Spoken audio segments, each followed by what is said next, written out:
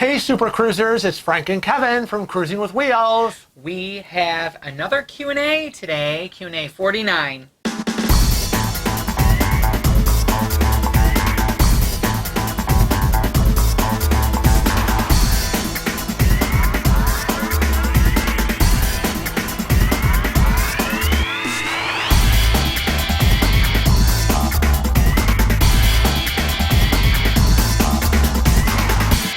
Yep, we're back for another exciting Q&A.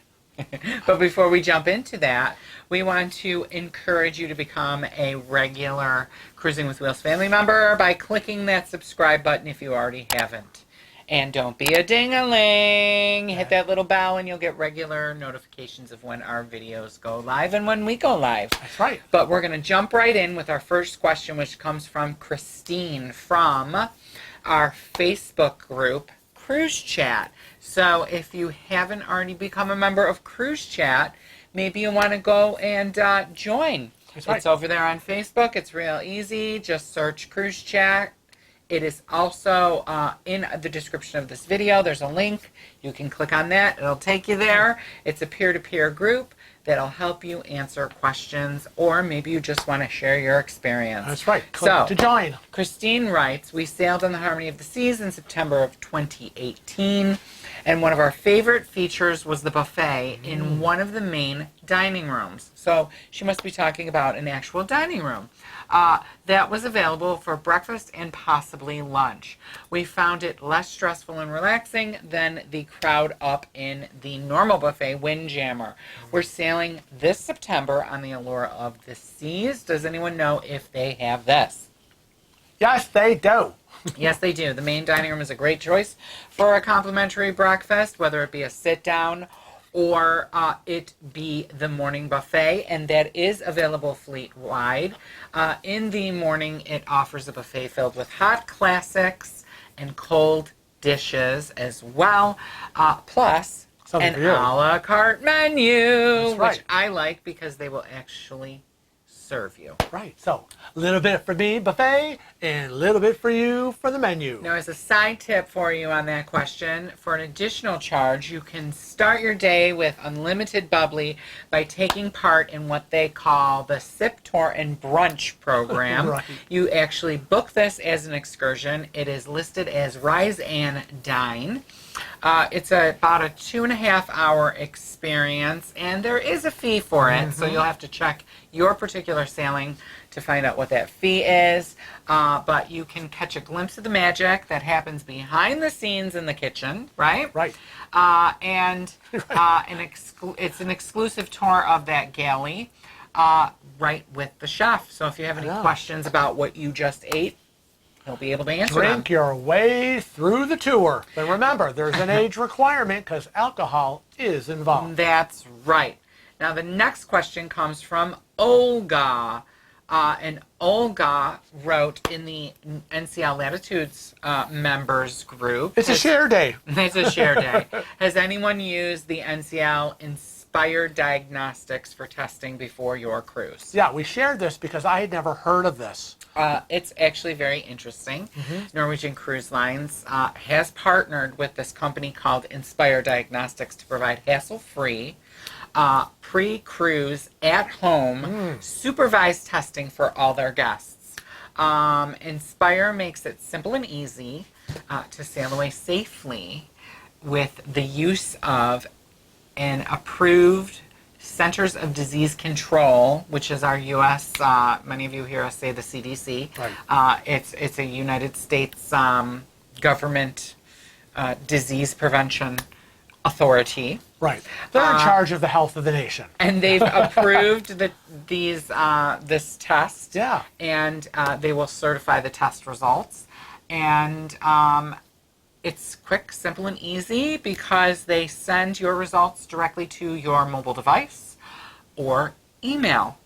And I think another question that people have about testing is they're all worried about when they should get tested. Right. But with this program, Inspire will ship your kit to your house a few weeks ahead of time. Good. And then send you a reminder of when you need to take that test. Right, because they know your sail date, they know how many days the test has to be before you set sail, and they send you a reminder. Easy, peasy. So do not hesitate if you're traveling on NCL and need to get that test done, which you will because that's their protocols at this time.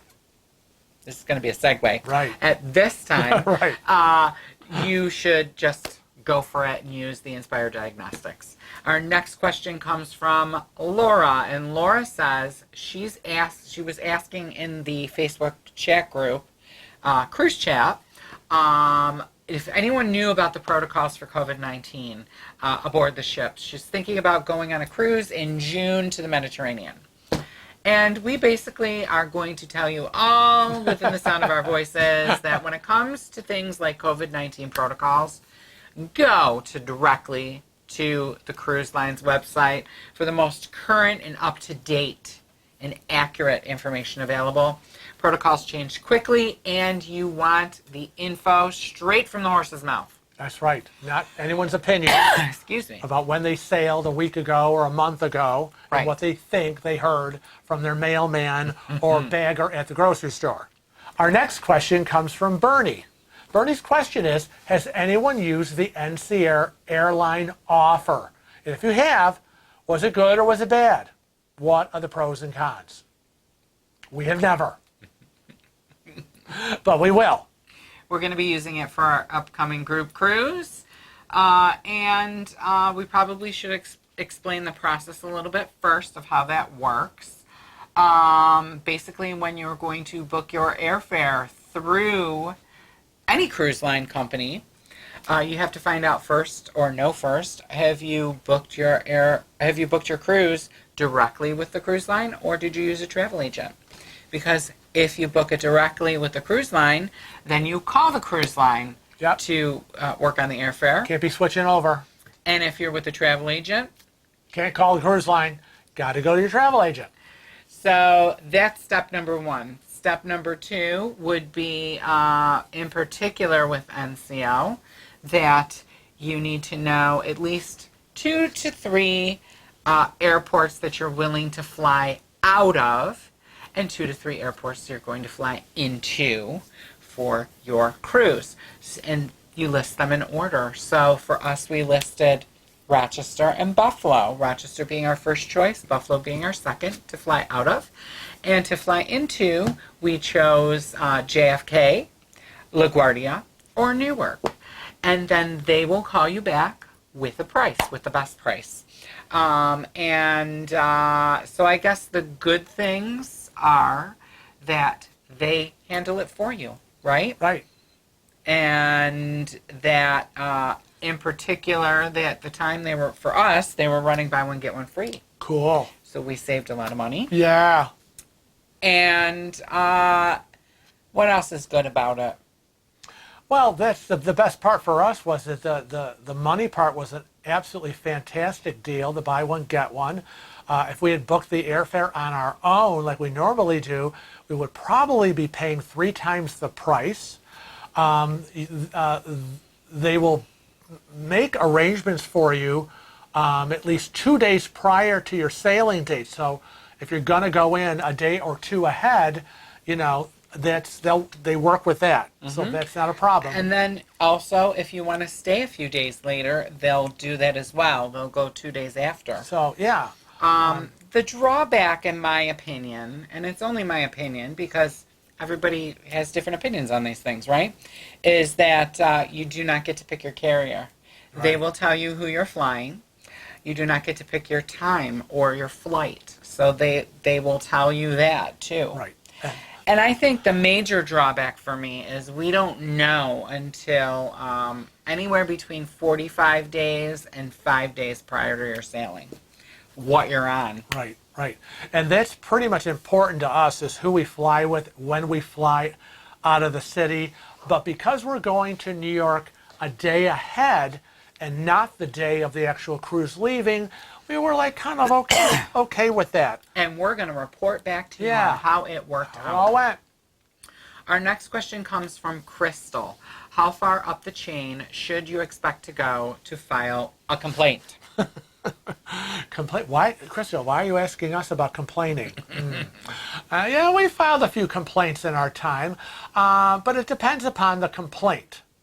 And my first thing is that the complaint should not be something frivolous. Like, I can't believe I went to the main dining room and my eggs were constantly cold for breakfast. And I'm just, going to write to the home office. Well, that might be somebody's complaint. It might not be frivolous But to again, them, but I think... How far up the chain should you go? So I feel like you need to address it immediately. Right. Right? We suggest that. Right. Make a complaint. Either if it's a food complaint, you address it right then and there with your server and the kitchen chef. If it's something else going on that doesn't relate to that, take it right to the service desk on board. Try to be calm, concise, and have names, dates, times, and if at all possible, witnesses. I mean, be very specific, because the more specific you are, I think, is the more your complaint will be taken seriously. And I think it'll bolster your credibility, especially when we talk about the being calm part. Right. And don't ask for any financial returns. And I expect to get this, and you should get, because, then that makes you sound like you're a faker. That this is all about getting something back, some money or whatever. It just doesn't make you look good. Well, I feel like, too... Let them make the offer. That, and I feel like, if they're not making an offer, the best way to approach something, if you really feel like it was an egregious problem, that the best way that we've handled it is, let's work how can we work this out? Right. You keep putting it back in their court of how are you going to handle this? Right. And if you don't like that answer that they give you, then you say, how about we do this? Or can you meet me halfway? Right. But if you keep hearing, I'm sorry you feel that way, I'm sorry you feel that way, well, then it's like, listen, this should not have happened. This is a problem. Is it not? Yes or no? Yes, it's a problem. Well, then something really should be done about it. And it is our vacation. A little guilt can go a long way. But you know what? In the worst case scenarios, like we have had, you take it right to the corporate complaint department. Correct. And, take it straight through emails, phone calls, and keep a diary. Because specifics give you more credibility than, well, I think, I'm not sure, it could be. Nobody wants to hear that. The next question comes from Sammy. What does he say? Sammy is asking, what is the best side of the ship to have your cabin on? Port or starboard? Well, let's start out by talking about what port and starboard are. People are like, oh. So basically, if you're facing towards the front of the ship, port will be on your left-hand side and starboard will be on your right-hand side. Right. So now that we know where port and starboard are, and that they're sides of the ship, there really is no better side, in our opinion. And they're probably speaking of a balcony or a veranda stateroom. Yeah, because, that's where you want your views. So if you're headed down, let's say out of Florida, down into the Caribbean, you're on your balcony. Doesn't matter. Your view is going to be the same view. One way you're going to have maybe a sea view, but coming back you're going to have a coast view. So that round trip is going to give you both. Right. Now, if you are on a one-way destination, that may be a considering factor. Yes. And technically, I can only think of a few cruises that do that. So it would be an Alaskan cruise that would, say, start in Seattle and end in... where's it end? In Quebec. Right. And that would only be traveling in one direction. Right. So you would more than likely want to be on the starboard side because it's traveling upward. If it's traveling from Quebec down, you're still going to be on starboard. And the same goes for some of the Mediterranean cruises that only go in one direction. That being said, we find that we are not in our rooms when we're sailing. We're out and about on the ship. Right. Who cares? Because you do not know how that ship is going to dock.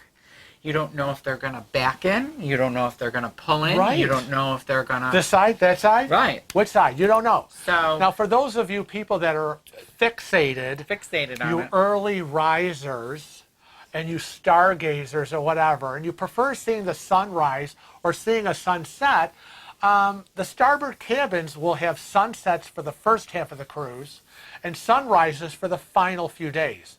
If the ship, that would be a round trip. right, when the ship is heading north or west, the port side will get the sunsets and the starboards will get the sunrises. If it's headed south and east, you'll have the opposite. Port, you'll see sunrise, starboard sunsets. But again, I say, who are you cares? fixated on your balcony waiting for something to happen? I think not. I think that is such a minute concern. Yeah. In my opinion. Right. It's always the least. And there was one cruise where I fixated on this. I picked the starboard side, and guess what? We weren't on our balcony. Right. It was when we were going out of New York City.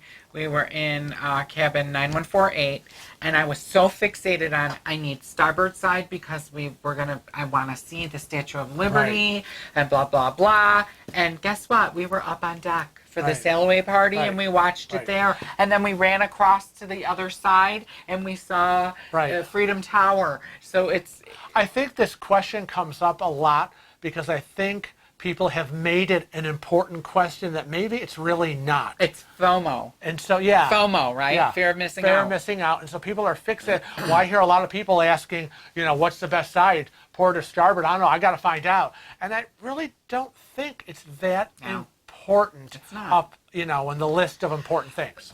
And of course, if you're in an inside cabin, it doesn't matter. Nope. So the next question we have comes from Connie. Hi, Connie.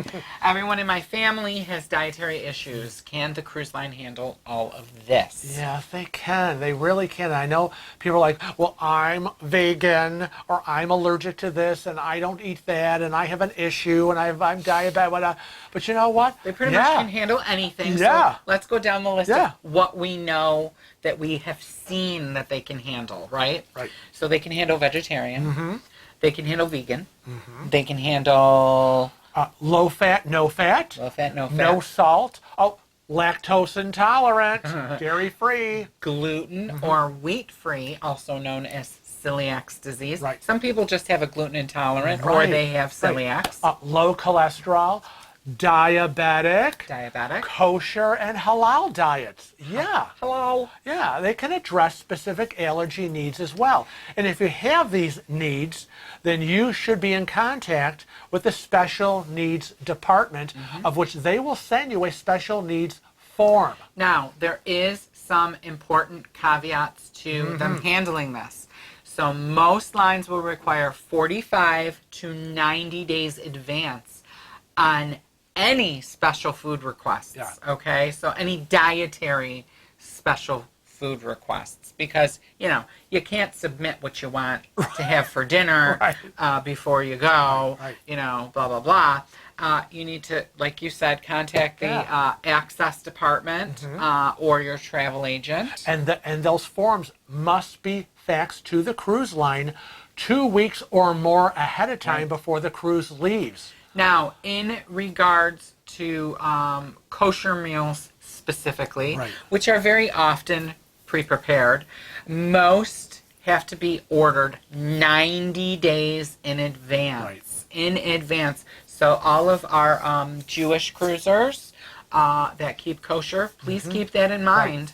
And on embarkation day, seek out the restaurant manager and executive chef. Here's my phrase. It behooves you for best practices to, when you finally do get on board, do they have this information before you enter that main dining room to sit down, and make sure that they know that you have these allergies or special dietary needs, and that it's flagged in the computer system. So when, you arrive, they take your card, your sailing time, whoop, hi, Mr. Kevin, hi, Mr. Frank, and there should be a notation in their dietary needs. Now, I know that you put a little note in here so we didn't forget to say, P.S., stay away from the buffet, but I don't think I've seen kosher meals yeah, but- and things like that. So what I want to say instead of that is, when in doubt, ask. But again, for allergies, you do not know what was put in that food. You do not know the food it was mixed next to that might have cross-contamination. So for people with allergies, maybe staying away from the buffet might be better. Yeah, than like going- a severe allergy. Yes, like God forbid something gets contaminated, and you're like, oh my God, I'm allergic to cayenne pepper, I will die. Peanuts, I will die, or whatever it is. Now the next question comes from Bill, and what does he say? Bill says, my wife and I are looking to book a cruise and are researching different cruise lines. She is freaking out because the dress code requirements are kind of vague and confusing to her as to what is acceptable. Is anyone out there baffled? Because she's driving me nuts. And it's all about this, cruise casual, smart casual, cruise elegant, evening chic, formal. It's driving her nuts, and it's what is this all about? Well, and She wants to be prepared. I blame the cruise lines because they do not, they'll say cruise casual. Yeah. What the hell is that? They've made this up, okay? So basically, Smart casual. right. So basically, we're going to break it down for you. On a cruise casual night, the line recommends that that for men, they wear slacks, Right. khakis, jeans. That would be jeans without holes, rips, Right. tears. I don't care what the fashion trend is Right. right now, because that's a big fashion trend. We Right. had this discussion in the Yeah, I salon know. yesterday. Lexi was wearing these Nice jeans. ripped up jeans, and I said, what the hell are those? And Kathy said, oh my God, that's the fashion trend, and you don't know how much she spent on those. And I said, You'll be walking into a restaurant on a cruise ship. for women. And collared shirts. men, Go for the men. Collared shirts. Collared shirts for us, man. No t-shirts. No t-shirts. Long dress shorts are okay, but you cannot be wearing guys or gals little Daisy Dukes. Right. And Or swim trunks. Swim trunks are not dressy shorts. casual dresses, skirts, pants, capri pants, dress shorts, jeans with blouses for Yeah. women. So that would be cruise casual. So when you go to the websites for or all the smart casual. right to all the different cruise lines, you will see these descriptions of what they say this is. But what they say this is, and then you get on board a ship, Can be and you're interpreted differently. yeah, and you're standing in line like we were, and I think we were going into the bistro, if I remember. We were waiting in line, and I remember we always talk about this little story because that waiting in line was like waiting in line in New York City at Studio 54, where the bouncers are in front going yes, yes, no, no, and this woman was wearing a two-piece dressy culotte outfit in heels. I thought she looked very smart and dressy. And when she got up there, they went, this is what they went. No, sorry. She left crying, and we were there, and I'm in my wheelchair going, well, I'm in my navy slacks and my striped sneakers, and, what is it they're looking for? And they sent this woman crying, and they wouldn't let her in to eat. And I thought, she is dressed appropriately. That's a dressy outfit. So what are they looking for? I don't Very know. disturbed by that. Disturbed. Disturbed. Next question comes from Carol. She says, I'm traveling with my 85-year-old mother with health issues. What type of medical facilities do the cruise ships have? Yeah. This is a difficult question What do to they answer. really have? This is a difficult question to answer based on the information I don't know what her health issues that are. She asked, because we don't know the health issues and we don't know what ship she's traveling on. Right. We don't know what cruise line. But every cruise ship is equipped with basic medical infirmary for minor injuries. Minor injuries. Yeah, because and you all ailments. know, if you're watching YouTube and you're watching TV, you've seen the helicopters come to the cruise ships and airlift a very ill passenger to the nearest port. So that's major medical Right. crisis that's happening. The exact facilities available vary between cruise lines and even differ from ship to ship Right. within the same cruise line. And passengers with health concerns may want to double check what facilities are available before they make their reservation, if they're requiring, because I frankly have had patients that are on dialysis that are able to go because of the facilities they have on board. I've also visited some of them and have seen firsthand that they have x-ray machines, that they have, the heart monitors. Right. They're all that very stuff. well equipped. Right, right. But you're not going to have, A whole hospital at your disposal. exactly. You're going to port. The larger the modern ship is, tends to have the better equipped medical facilities and the larger infirmary and staff. But the medical personnel on board, the doctors and the nurses, they're independent contractors. They are not employees of the cruise line. So you know what that means. It helps them limit their That's liability. right, cruise line liability. Not my fault. Next question comes from Shelley. Do you pay per person or per room on a cruise? Shelley. Well, she must be a first-timer. Unlike hotel prices, where it is typically per room, cruise fares are sold per person. So when you're looking that up, it's not per cabin. When you see that rate where it says, for example, $500. So if you wanted to go, that is based on the rate of 2 people occupying the same stateroom. Cruise lines do offer single travelers They are getting very opportunities. very popular solo cabins. Yep. You can book a cabin by yourself, like a standard cabin. Let's say, like on our group cruise, they do not offer solo cabins, but they will welcome you on board as a solo in a regular cabin. You just have to pay double. So you pay for the 2 people price. Right. I do not believe you're charged your mystery double person. gratuities, though. I think Yeah, that's Yeah. the little helpful. But we have several from our group cruise that are solo in a regular cabin. And They're willing to pay for it. there are many lines that offer solo cabins. Now, solo cabins are sized and priced for only 1 guest. Don't think you're booking a solo cabin and 2 people are going to squeeze in there. No, they cannot. They cannot book a solo cabin with 2 people. Yeah. So if somebody has that in their little head and say, hey, call, we'll just sneak on. It's not how it works. That's not how it works. This is not Love Boat. I know. We want to thank you for joining us for another exciting Q&A. Oh, boy, this is just crazy, some of these things. And remember, again, don't just watch our videos. Be a regular Cruising with Wheels family member and click that subscribe button. And don't be a dingling. Hit that bell for regular notifications of when our videos go live, as well as when we go live every other Sunday. And remember to also follow us. I'm having a problem talking. Follow us on Facebook, Twitter, Instagram, and Snapchat. But until next time, we want to remind you to always Travel safe and cruise often.